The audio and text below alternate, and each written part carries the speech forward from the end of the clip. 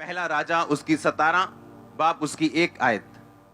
तिशबी एलिया जो गिलाद के परदेशियों में से था, उसने अहाब से कहा, इज़राइल का परमेश्वर यहोवा जिसके सम्मुख मैं खड़ा रहता हूं, उसके जीवन की शपथ इन दिनों में, इन वर्षों में मेरे बिना कहे ना तो बारिश आएगी ना तो ओस पड़ेगी।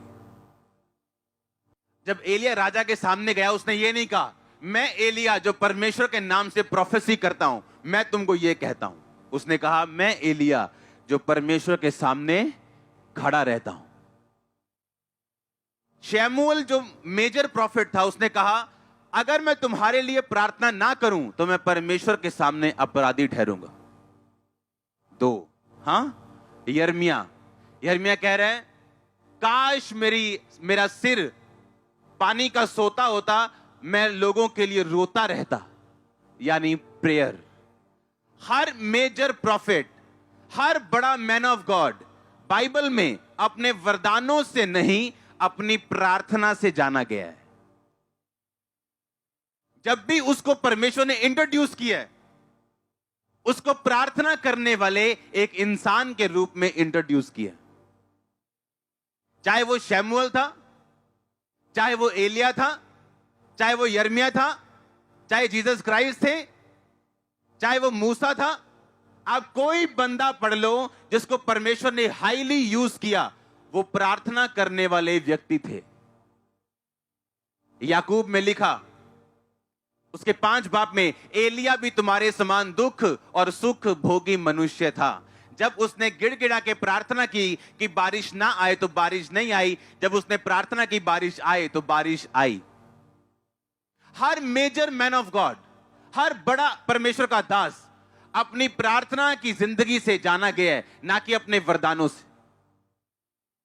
वो प्रोफेसी करते थे, हीलिंग करते थे, बड़े चमत्कार करते थे, हां करते थे, लेकिन उनका मेन काम था प्रेयर करना।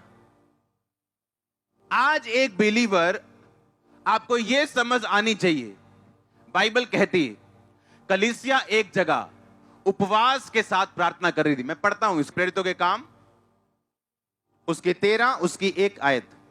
लिखा, अंताकिया की कलीसिया में कई भविष्यद्वक्ता और उपदेशक थे, जैसे बरनबास और शमौन जो नीगर कहलाता है,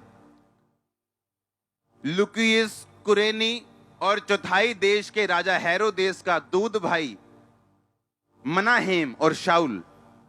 जब वे उपवास सहित प्रभु की उपासना कर रहे थे तो पवित्र आत्मा ने कहा, मेरे लिए बरनबास और शाऊल को उस काम के लिए अलग करो जिसके लिए मैंने उन्हें बुलाया है। बाइबल कहती वो उपवास सहित प्रार्थना और उपासना कर रहे थे, पूरी कलीसिया। और वहां पे लिखा, कई भविष्यद्वक्ता थे कलीसिया में और कई उपदेशक थे, पर सब मिलके क्या कर रहे थे? और लिखा, सब मिलके प्रार्थना कर रहे थे। और होली स्पिरिट ने कहा, इन दोनों को इस काम के लिए भेज दिया जाए। आप इमेजिन करो, बड़े बड़े प्रॉफिट्स जिनसे खुदावन डायरेक्ट बात करता था, बिना प्रार्थना के चल नहीं पाते थे। सोचो आम बिलीवर क्या चलेगा? वो ईश्वरीय गाइडेंस, परमेश्वर की जिसे आप बोलते हो अगुवाई, उस व्यक्ति को कभी नहीं मिल सकती जो प्रेयर में नहीं है। आपके बच्चे के बारे में क्या करना है, आपके बिजनेस के बारे में क्या करना है, आपके कैरियर के बारे में क्या करना है, कौन आपको बताएगा? होली स्पिरिट बताता है आपको। आप प्रार्थना में रहते हैं और लिखा, गैर भाषा में प्रार्थना करने में जो अगुवाई आपको मिलती, वो तो कमाल की बात है, वो तो सोने पे सुहागा है। क्योंकि लिखा, जो गैर भाषा में प्रार्थना करता है वो अपनी उन्नति करता है, अपने शरीर की, अपने प्राण की, सोल की। डिप्रेशन आपकी सोल में होता है, आपके ब्रेन में नहीं। अगर ब्रेन में हो तो उसका इलाज हो जाए, और डॉक्टर डिप्रेशन का कभी इलाज नहीं कर पाते, आपको सिर्फ नशे की गोलियां दी जाती हैं। और जैसे ही आप गैर भाषा बोलते हैं, आपकी सोल पे काम होता है, आपके प्राण पे काम होता है, और डिप्रेशन जाता है, अगुवाई मिलती है, नई चीजें आपकी लाइफ में होना शुरू होती, ईश्वरीय चीजों की एंट्री होना शुरू होती, डेविल अपनी चीजों को लेके बाहर जाता है। आप समझ रहे हैं मेरी बात को? आप जैसे ही गैर भाषा में बातें करते हैं, शैतान अपना सामान पैक करना शुरू करते हैं। उसे मालूम है जो कुछ परमेश्वर का है उसे वो छीन सकता है आपकी लाइफ से, उसे मालूम है। और इसीलिए राजा ने परमेश्वर के जो भवन के बर्तन थे, लिखा वो मंगवा के उनमें दारू पी। और जब गैर भाषा प्रकट हुई, सब कुछ न्याय के नीचे आ गए। और जैसे ही आप गैर भाषा में बातें करते हैं, आपकी लाइफ सीधा होना शुरू होती। जो कुछ शैतान का है वो जाना शुरू होता है, जो कुछ परमेश्वर का है आपकी लाइफ में एंट्री करना शुरू होता है। और ये एकदम से नहीं होता, क्योंकि हर बड़ी चीज की शुरुआत छोटे से होती है। हर बड़ी चीज की शुरुआत छोटे से होती है।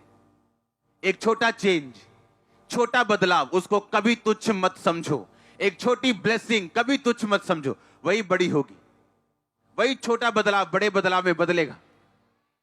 एलिया ने कहा, जा अपने सेवक को जा, देख क्या हो रहा है। कहता कुछ नहीं हो रहा। अब देख, 7वीं बार कहता मुट्ठी सा एक बादल उठा है सिर्फ। कहता मुट्ठी बादल उठा है ना, चिंता मत कर, यही घनेरी घटाओं में बदल जाएगा।